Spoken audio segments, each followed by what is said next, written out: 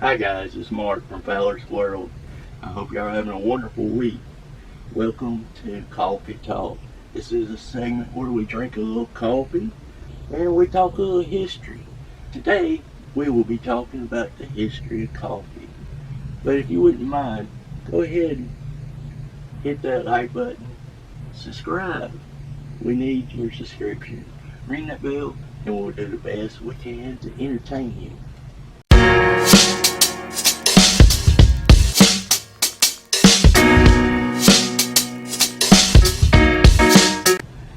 Now, in the 6th century, the historians give a man named Cowdy the credit for discovering coffee. He was a goat herder who lived in Ethiopia's high mountain ranges. He was just out minding his goats, and he noticed one day that the goats were eating this red fruit. And the red fruit would make them seem like they would have more energy. They would run around more. They would not sleep that well at night.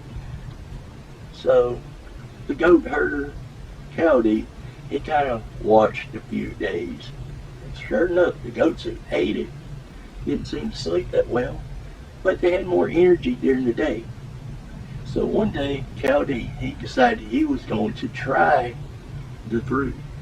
So he picked some, he ate it, and he did notice, hey, I got more energy. I don't have to sleep as much. I can keep a better watch on my goats. This is pretty good stuff. Now he did it a few days, and he decided to introduce it to the abbots. Now, the abbots were like the monk or the priest in Ethiopia at that time, and they lived in a monastery. So he took it to one of his friends at the monastery, and he tried it. And sure enough, he had more energy. He was talking about being able to stay awake longer and being able to pray longer at night. So he started to share it around the monastery among the other abbots.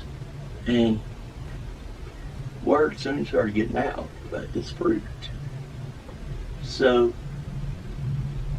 it started spreading like wildfire. This was the first time that caffeine, they believe, was introduced to the human body. And, well, I can imagine, they kind of expect it to probably double what it does to us, because we kind of have a little immunity to the effects as our mamas drunk it as they were pregnant with us in back generations. So, yeah, I've been running pretty jittery. But it wasn't soon after that word spread across Arabia and the northern, eastern part of Africa there, and they were gathering out in public even. I mean, they would drink it at home, but they'd have gatherings out in public where they'd meet, and they would just have socialize. Sometimes they'd have meetings, and yeah, they would be drinking this juice from this red plant, or the red fruit off the plant. Now we'll get into where it becomes coffee, or named coffee, a little bit later. But yeah, kind of like the very first coffee shops. Now, I don't know if the recipes would stand up to today's standards now. What they do is they take this red fruit and they would boil it and kind of strain it like a tea. Coffee tea. Coffee or tea nowadays. Back then it was coffee tea. Or they would mash down the red fruit and they would ferment it. Now, coffee, wine, that's a little different. Coffee, caffeine and alcohol mixed. Well, I guess I'll let you decide for yourself about that one. Remember, human wasn't used to caffeine back then. That might have been a wild party. Come about the 13th century, that's when they started busting open the red fruit. And they started roasting the beans itself. And now, you know, where we get, how we drink our coffee. We take the beans, we roast them, we grind them down, and percolate them, or run them through a coffee maker. So, about 13th century. So I gotta tell you about our sponsor real quick, but stay tuned. I'm just gonna tell you where the word Java comes from. Alright guys, today's video is sponsored by BROOSTER'S. They have over, or nearly 40 different blends of coffee from around the world. They have coffee novelties, nice little gifts. You need to go check out BROOSTER'S. Alright guys, so let's get back to the story. Now,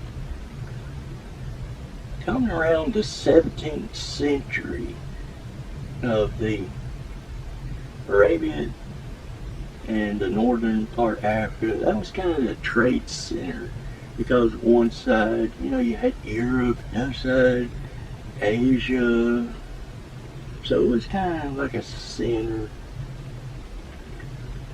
And the traders, or the merchants, they would bring the coffee and trade it in Europe especially. Now, they say coffee revolutionized Europe in the 17th century. We're talking about kings and queens were giving merchants free land to start coffee plantations because of the experience, I guess, from the new caffeine high. And it made a lot of people wealthy in Europe. Now, the Dutch Empire probably has a lot to do with how big coffee came, because they really got into it in the plantations. Now, they started their coffee growing experience in the colonies of Indonesia that they had at that time. And the first one they planted was on the island of Java. So now you got it. You make a cup of Java. Now, Indonesian coffee plantations or farms, whatever you want to call them, really took off. Matter of fact, the Dutch Empire is the first ones to call it coffee. It was spelled K-O-F-F-I-E. Coffee. Now, coffee came to America by the Pilgrims. They say some of the earliest businesses were actually like a general store that would actually have a small coffee shop in it. So I thought that was pretty cool when I did my research. Now, the coffee shop might have been one of the earliest business established in America. So let's get a little later in American history. About the time the cowboys came along, the Arbuckle brothers were roasting coffee and selling it to the cowboys. Even in the 1800s, you had people like James Folgers who roasted coffee and sold it to the gold miners in California during the gold rush.